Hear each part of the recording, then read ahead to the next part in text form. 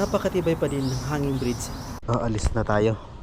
Time check 5:30 ng umaga. Ganda ng panahon mula dito sa aming tinitirhan kasi 50 plus kilometers yun. Pupuntahan natin yung Kamsa. Babalikan natin kung ano nun yung tsura na kasi yung pagpunta namin 8 years ago medyo okay pa.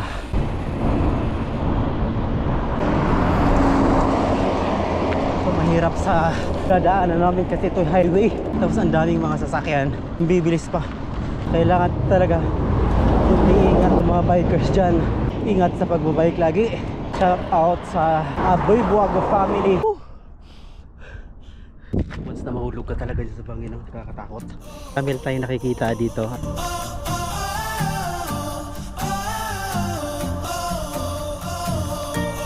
Ito yung tinatawag na roundabout. At dito nagtatagpo karamihan ang mga galing sa city, galing ng industrial. Dito kasi medyo nasa gitna kasi ito eh. So dito nagtatagpo lahat halos. So ito may nakita tayong bikers dito. At hindi ko alam kung ito ba yung hinihintay natin kasamaan si paring Alex yata ito. Kaway ko dyan!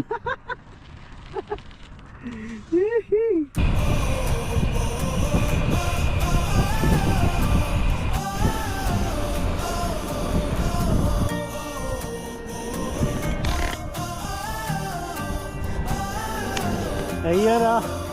Oh.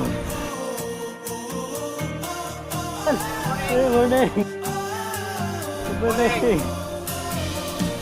So ngayon, nandito kami sa Kamsa, pero ito hindi na siya Kamsa kasi ito'y 20 reals na per person. So tayo papasok dito at ito'y titingnan natin doon sa loob at i-explore natin kung yung Kamsa ba dati parehas lang ba o ano bang pinagbago ngayong after ng pandemic. So ito'y titingnan natin sa loob kung ano yung mga bagong mga amusement dito. So tara, pasok tayo.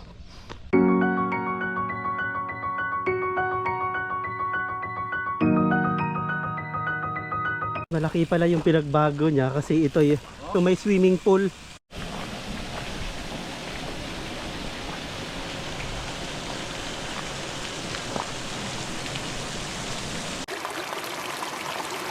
Mayroon ditong pool, ito yung pambata.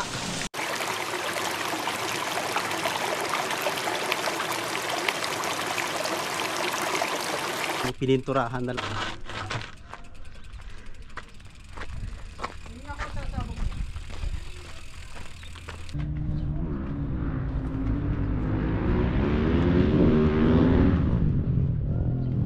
So titingnan natin yung tulay. Yan, papasokin natin yung tulay. Ating itong i-explore at ito'y matitibay pa din ba hanggang ngayon. So siyempre, hindi talaga masusulit natin yung 20 natin binayad natin kapag hindi tayo makatry dito sa tulay na ito. Ito'y nakakatakot kasi ito'y umaalog-alog talaga. Kaya sulitin na natin to. Hindi naman gaano kalalim pero ito'y nakakatakot din. Ito'y matibay naman talaga at ito'y parang tiwala tayo kasi ito talaga yung mga wire. Kaya nga, mga steel wire. So, talaga hanggang ngayon ay matitibay pa rin. Pag-iingat ka lang talaga kasi ito'y yung mga hawakan niya, ayan mahirap kasi ito'y matatalas.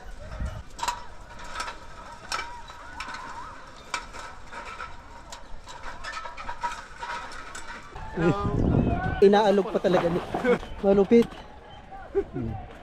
Okay, bye. Ninenervous talaga ako. Hindi talaga subukan niya siya lang mag-isa at gusto niya wala siyang kasama kasi ito'y takot. Sa party na yan dyan, sir, maganda dyan. Hindi ako makatingin sa baba. Ano, alogin ko?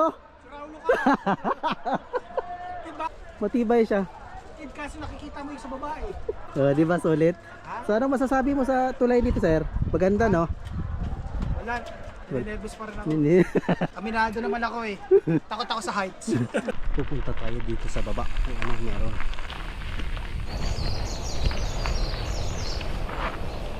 Oh, ganda pala dito ah. So yan, pagdating namin sa baba, ito yung mga tent dito. Pwede kang umupo dito, pwede magpapahangin, pwede kang magpo-food trip pala dito.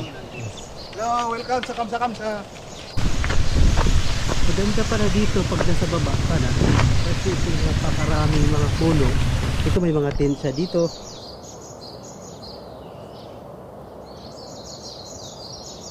Actually, nandito tayo ngayon sa pinakababa ng Kamsa-Kamsa. Napaka-presko ng hangin. Pwede kayong mag-ihaw-ihaw dito. Nandito tayo sa maraming puno. May nakikita ako dito, kaya tara, akyatin natin.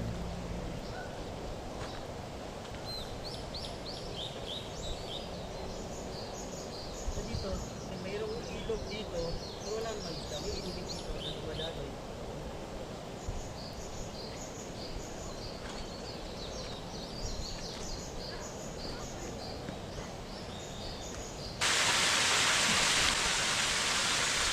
At ito yung sa pinakababa. Dito makikita ko yung ay tubig dito na umaagos. So ito yung tubig niya, napakalinaw.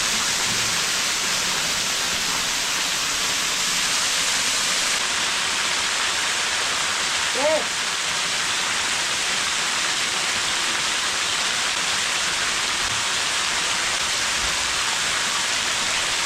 Lalim ng mga puno ng dates.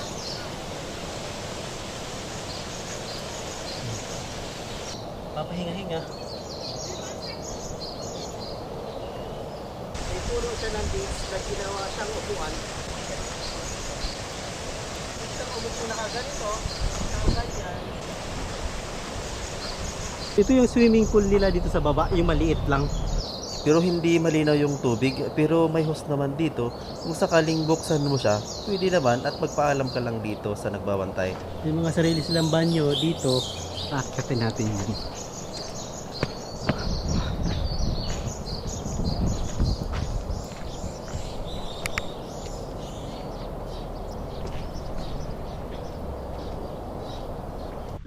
May mga kababayan tayong nakikita dito at ito'y tatanungin natin.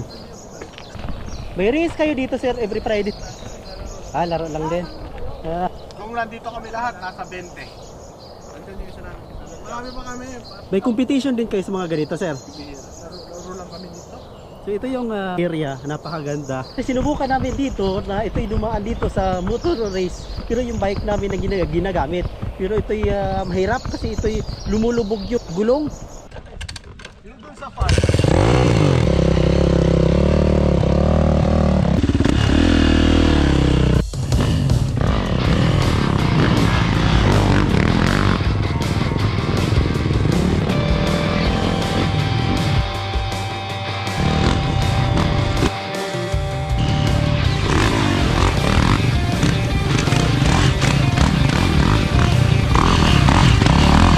Gusto nyo bang manood ng ganitong race? Dito lang yan sa Kamsa-Kamsa tuwing Friday. Hindi talaga mawawala yung ating tsibugan kasi tayo gutom na sa kakapadyak pa naman. Tuloy po kayo sa McDonald's. Maraming salamat pala sa ating sponsor na si Randy. Hanggang sa uulitin sir. Thank you. Maraming salamat sa ating mga viewers dyan. Hanggang sa muli nating mga video. Yun na kami. Bye-bye.